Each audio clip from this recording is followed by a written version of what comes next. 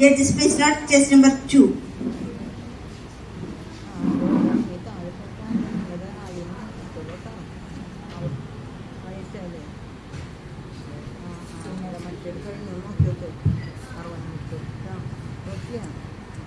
கவிதை மொழிகளால் தமிழ் அன்னையை கொண்டாடும் இக்கவியரங்கில் கூடியுள்ள அனைவருக்கும் எமது முதற்கண் வணக்கங்கள். இன்றைய நவீன தமிழிலக்கிய எழுத்தாளர்களில் ஒருவரான திரு ஜோ மல்லூரி அவர்கள் எழுதிய கிழக்கு தூரமில்லை என்கிற நூலிலிருந்து எடுக்கப்பட்ட வரிகள் இவை. விதையே கொஞ்சம் புதைந்து கொள். வாழ்க்கை என்பது சூதாடி பெறுவதல்ல, போராடி பெற வேண்டிய ஒன்று. இங்கு பெரும்பாலான இளைஞர்கள் வாழ்க்கை என்பது பூ பள்ளக்கிலே புறப்பட்டு வரும் என்று எதிர்பார்த்துக் கொண்டிருக்கிறார்கள். இல்லை, நிச்சயமாக இல்லை. வாழ்க்கைக்கு இன்னொரு பெயர் தேடல். இந்த தேடல் தான் உனது முதற்படி. நீ சிந்திப்பதிலிருந்து அல்ல, பலவற்றை சந்திப்பதிலிருந்து தான் இந்த தேடல் ஆரம்பிக்கும். வாழ்க்கை என்பது சூதாடி பெறுவதல்ல, போராடி பெற வேண்டிய ஒன்று.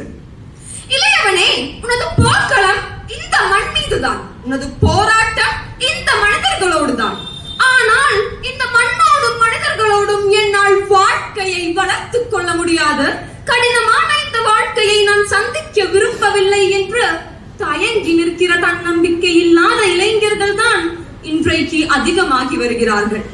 வாழ்க்கையின் சுகமான எல்லை கோடுகளை சந்திக்க வேண்டியவர்கள் அவநம்பிக்கையின் அடிவாரத்தில் அமர்ந்து கிடக்கிறார்கள். இந்த வாழ்க்கையை நீ சந்தித்தே தீர வேண்டும், இதுதான் நியதி. தொடக்கத்திலேயே இந்த வாழ்க்கையில் தோல்வி அடைந்து விடுவேன் என்று பயப்படாதே. தோல்வியை சந்திக்காத வாழ்க்கையை ஒரு வாழ்க்கை என்றே வகுத்து விட முடியாது. தோல்விகள் கற்றுத்தருகிற பாடங்கள் மாதிரி வேறு எதுவும் இந்த மண்ணில் கற்றுத்தர இயலாது. 10ஆம் வகுப்பு தோல்வியால் பாடையில் போனவனும் உண்டு, வரலாற்று பாதையில் போனவனும் உண்டு. தோல்வி வாழ்க்கையை வழிநடத்துகிற வேள்வி. கல்வியில் தோல்வியா, காதலில் தோல்வியா, நீ தொட்டதெல்லாம் தோல்வியா? கவலைப்படாமல் இவற்றை எல்லாம் கொஞ்சம் சிந்தித்து பார்த்தால் இந்த தோல்விகள் எல்லாம் வேறொரு வெற்றிக்கு உன்னை அழைத்து செல்லும் சுவடுகளாகத்தான் இருக்கும். முடியாது என்று நினைக்கும் போதுதானே தோல்வியே வருகிறது. உன்னால் முடியும், நிகழவே முடியாது என்று நினைக்கப்பட்டவை எல்லாம் பிறகு நிகழ்ந்ததை சரித்திரம் பல முறை எடுத்து காட்டியுள்ளது. அரிசியில் கல்லெடுத்துக் கொண்டிருந்த சமூகத்தில் நிலாவில் போய் கல்லெடுத்து வரலாம் என்று மனிதன் சிந்தித்தான், போய் வந்தான். செவ்வாய் கிரகத்தில் என்ன இருக்கிறது என்று அறிய விண்கலத்தை அனுப்பினான்.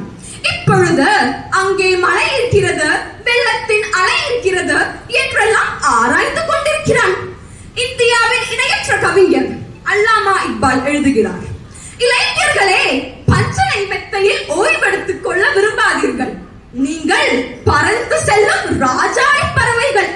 மலையுச்சியிலே உங்கள் கூடுகளை கட்டிக் கொள்ளுங்கள். நீ ஞானியாவதற்கும் நாசமாவதற்கும் மனிதனே போதுமானவன். சில நேரங்களில் உனது துயரங்களுக்கு தோள் கொடுப்பான், சில நேரங்களில் உனது உயரங்களுக்கு பள்ளத்தையே காட்டிக் கொடுப்பான். மனிதன் தானே, அவனுக்கு நாக்கும் புரளும் வாக்கும் புரளும். படைப்பில் உயர்ந்தவன் என்றாலும் காட்டுக்குள் இருந்து வந்தவன் தானே. காட்டுக்குள் இருந்த போது தனக்குள் இருந்த மனிதத்தை தெரிந்து கொள்ளவில்லை.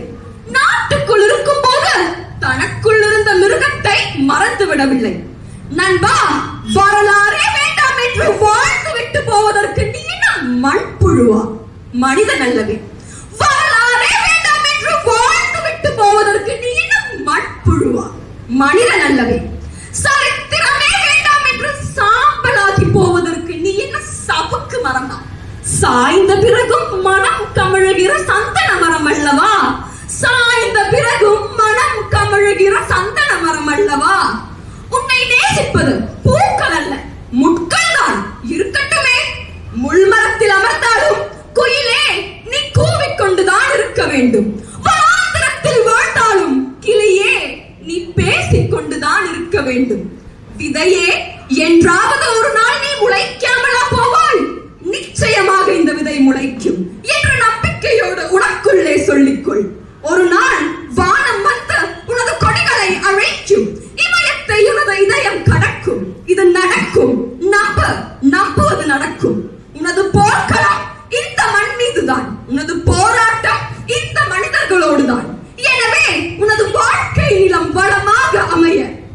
விதையே, கொஞ்சம் புதைந்து கொள், நிச்சயம் நீ முளைப்பாய். நன்றி, வணக்கம்.